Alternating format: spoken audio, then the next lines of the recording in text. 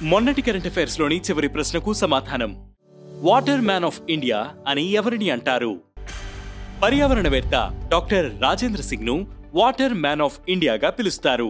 నీటి పరిరక్షణ కోసం ఈయన చేసిన పోరాటమే ఇందుకు కారణం.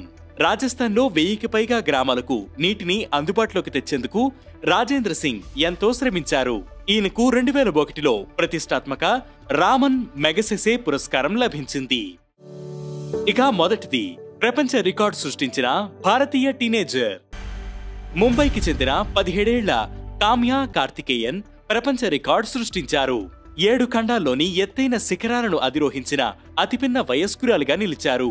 కామ్యా ఆసియాలో ఎవరెస్ట్, ఆఫ్రికాలో కిలిమంజారో, యూరోప్లో ఎల్బ్రోస్, ఆస్ట్రేలియాలో కాసియాస్కో, దక్షిణ అమెరికాలో అకోన్ కాంగ్వా, నార్త్ అమెరికాలో డెనాలి, అంటార్కిటికాలో విన్సన్ పర్వతాలను అధిరోహించారు.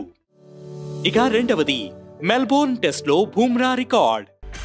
ఆస్ట్రేలియాతో జరిగిన మెల్బోర్న్ టెస్ట్లో బుమ్రా అరుదైన రికార్డ్ సాధించారు. అత్యంత వేగంగా 200 టెస్ట్ వికెట్లు పడగొట్టిన భారత బౌలర్గా నిలిచారు. 8484 బంతుల్లోనే ఆయన ఈ ఫీట్ సాధించారు. ఇక ఓవరాల్ గా ఈ ఘనత సాధించిన 4వ బౌలర్ గా బుమ్రా నిలిచారు. తొలి స్థానంలో వఖార్ యూనిస్, 2వ స్థానంలో డేల్ స్టెయిన్, 3వ స్థానంలో రబాడా ఉన్నారు. ఇక మూడవది, అమెరికా మాజీ అధ్యక్షుడు జిమ్మీ కార్టర్ మృతి. అమెరికా 39వ అధ్యక్షుడిగా సేవలను అందించిన జిమ్మీ కార్టర్ కనుమూశారు. శతాధిక వయసున్న కార్టర్ యుఎస్ కాలమానం ప్రకారం జార్జియాలోని ఆయన నివాసంలో ఆదివారం కనుమూశారు. ఉత్తర కొరియా, దక్షిణ కొరియా మధ్య న్యూక్లియర్ టెన్షన్స్ తగ్గించినందుకు గాను ఈయనకు 2002లో నోబెల్ శాంతి పురస్కారం లభించింది. ఇక నాల్గవది, ప్యాంగాంగ్ సదస్సు వద్ద ఛత్రపతి శివాజీ విగ్రహం. లదాఖ్లోని కీలక మిలిటరీ పాయింట్ అయిన ప్యాంగాంగ్ సదస్సు వద్ద ఇండియన్ ఆర్మీ ఛత్రపతి శివాజీ విగ్రహాన్ని ఆవిష్కరించింది. భారత్ తన సరిహద్దులను రక్షించుకోవడానికి కట్టుబడి ఉండడానికి ప్రతీకగా 14,300 ఫీట్ల ఎత్తులో ఉన్న ఈ ప్రదేశంలో శివాజీ విగ్రహాన్ని ఆవిష్కరించినట్లు తెలుస్తోంది.